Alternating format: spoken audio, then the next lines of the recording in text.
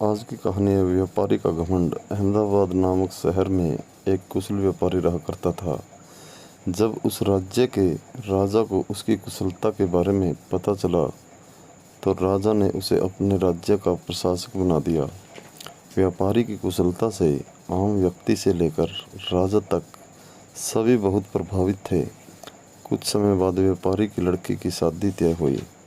इस खुशी में व्यापारी ने बहुत बड़े भोज का आयोजन किया। इस भोज समारोह में उसने राजा से लेकर राज्य के सभी लोगों को आमंत्रित किया। इस समारोह में राजघराने में काम करने वाला एक सेवक भी आया, जो गलती से राज परिवार के सदस्यों के लिए रखी कुर्सी पर बैठ गया। उस सेवक को कुर्सी पर बैठा देख व्यापारी को बहुत गुस्सा आता है। गुस्से में व्यापारी उस सेवक का उपहास कर समारोह से भगा देता है। इससे सेवक को शर्मिंदगी महसूस होती है और वह व्यापारी को सबक सिखाने की ठान लेता है। कुछ दिन बाद जब वह राजा के कमरे की सफाई कर रहा होता है तो उस समय राजा कच्ची नींद में होता है। सेवक मौके का फ़ायदा उठाकर बड़बड़ाना शुरू कर देता है। सेवक बोलता है, व्यापारी की इतनी हिम्मत जो रानी के साथ दुर्व्यवहार करे। यह सुनकर राजा नींद से उठ जाता है और सेवक को कहता है, क्या तुमने कभी व्यापारी को रानी के साथ दुर्व्यवहार करते हुए देखा है?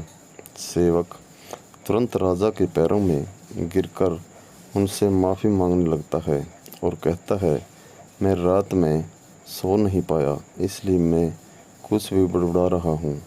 सेवक की बात सुनकर राजा सेवक को कुछ नहीं बोलता, लेकिन उसके मन में व्यापारी के लिए शक पैदा हो जाता है।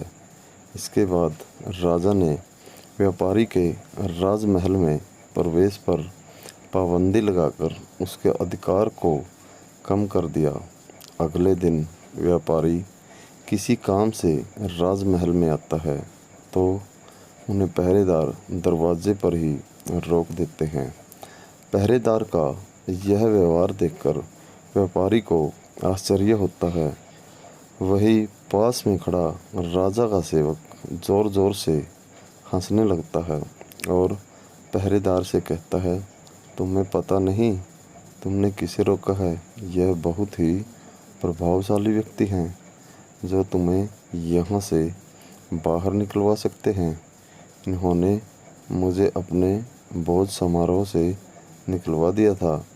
सेवक की उन बातों को सुनकर व्यापारी को सब समझ में आ जाता है और वह उस सेवक से माफ़ी मांगता है। साथ ही वह उस सेवक को अपने घर दावत के लिए आमंत्रित करता है।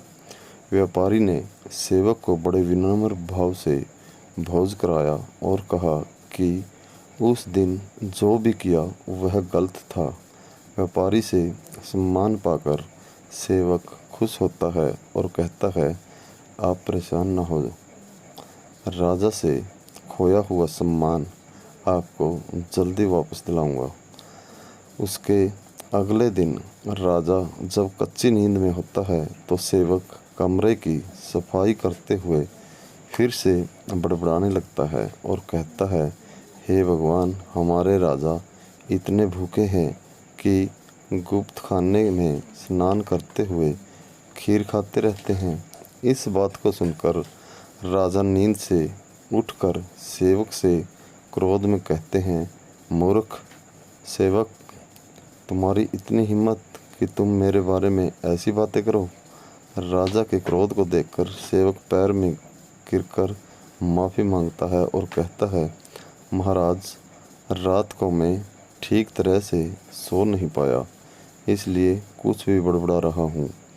फिर राजा सोचने लगता है, अगर यह सेवक मेरे बारे में ऐसा बोल सकता है तो उस व्यापारी के बारे में भी झूठ ही बोल रहा होगा।